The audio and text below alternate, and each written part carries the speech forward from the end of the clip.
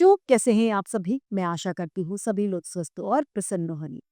आज हम हमारा पाठ आत्मविश्वास की शक्ति को पढ़ेंगे और समझेंगे। आइए शुरू करते हैं इस पाठ को। ये है पाठ 11, आत्मविश्वास की शक्ति। वरदराज 5 वर्ष का था जब उसके पिता ने पढ़ने के लिए उसे गुरुजी के पास आश्रम में भेज दिया। गुरुजी के पास और भी बहुत से बालक पढ़ते थे। उन दिनों गुरु की सेवा में रहकर ही विद्या यानी पढ़ाई सीखने की रिवाज थी, परंपरा यानी रिवाज थी, रीति थी। आजकल की तरह पाठशालाएं वहां पर पहले के जमाने में नहीं हुआ करती थी। जैसे आजकल स्कूल चल रहे हैं, उस तरीके के स्कूल वहां पर नहीं थे पहले। वरदराज मंद बुद्धि बालक था। वरदराज जो था वो कम दिमाग का बच्चा था। उसे पढ़ा हुआ कुछ भी याद नहीं रहता था। उसके सहपाठी यानी साथ में पढ़ने वाले आगे बढ़ते चले गए।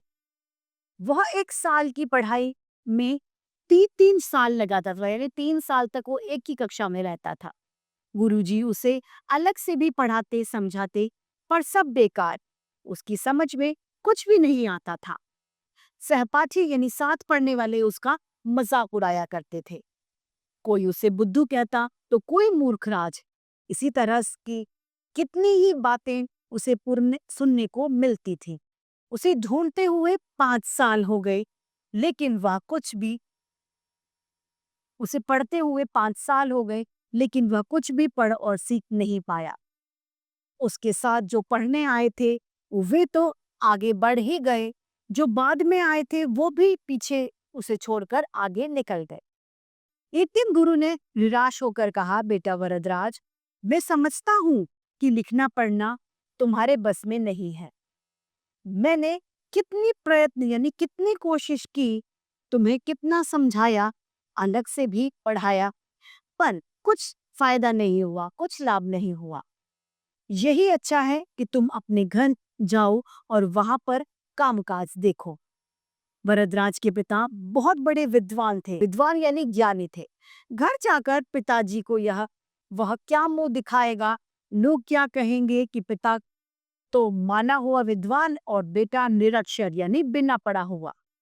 यह सोचकर वरदराज की आंखों के आगे अंधेरा छाने लगा, यानी अब वो परेशान होने लग गया। उसे अपना भविष्य अंधकारमय यानी अंधेरे में भरा हुआ दिखाई देने लगा।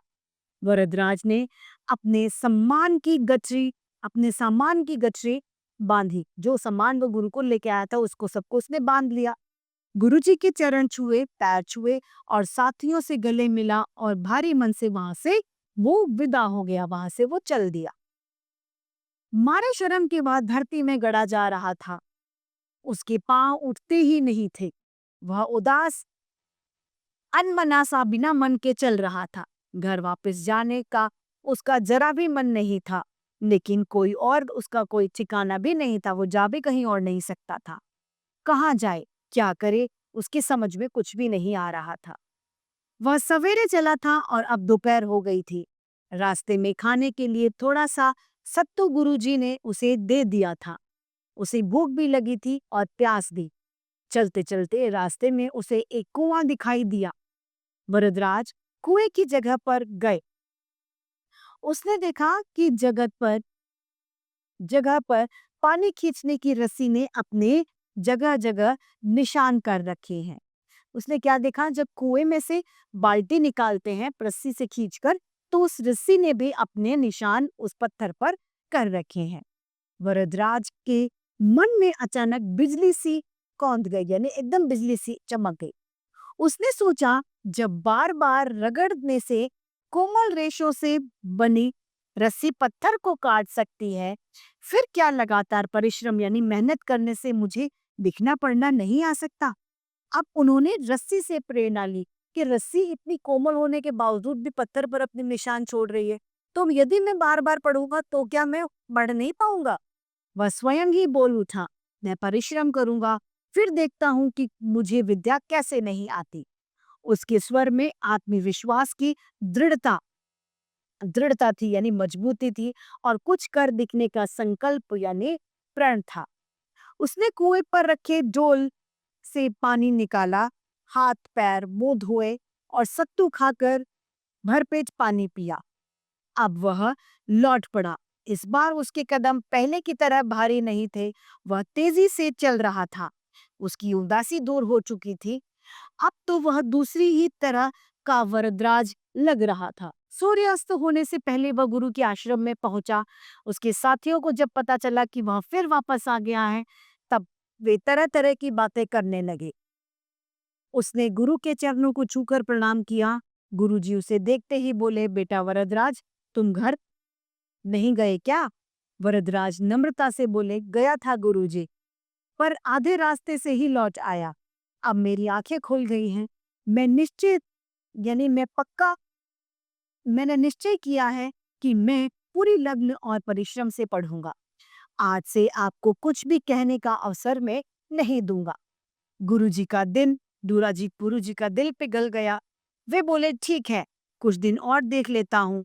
तुम जो कह रहे हो उसी कर दिखाओगे तो मुझे बहुत प्रसन्नता होगी। यानी अगर तुम सच में पढ़ लिख गए तो मैं बहुत खुश होऊंगा। गुरुजी ने कहा। वरदराज की पढ़ाई आरंभ हुई। अब तो उसकी भूख और नींद पता ही नहीं कहाँ भाग गई थी। वह रात को देर तक पढ़ता रहता और प्रातः सबसे पहले उठ जाता था। दिन में भी वह एक क्षण बेकार नहीं गंवाता था।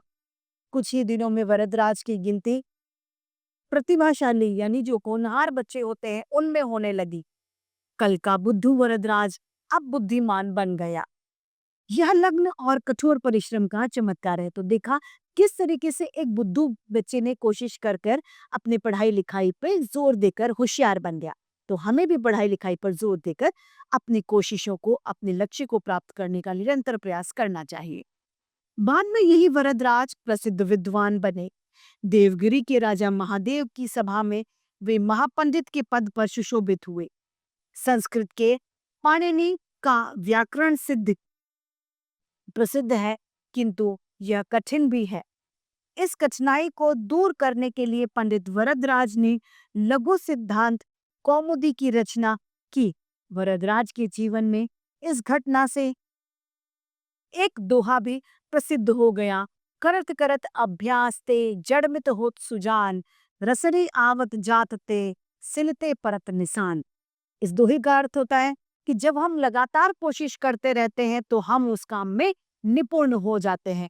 जिस तरीके से रस्सी के आने जाने से वो रस्सी एक भारी भरकम पत्थर, कम मजबूत पत्थर पर निशान छोड़ देती है, उसी तरीके से मेहनत भी होती है। यदि हम मेहनत करते रहें तो हम जरूर ही सफलता को प्राप्त कर लेंगे। तो इसी के साथ ये पाठ समाप्त होता है और उम्मीद करती हूँ सभी को ये समझ में भी आया होगा। आज के लिए इतना ही। फिर मिलते हैं। धन्यवाद।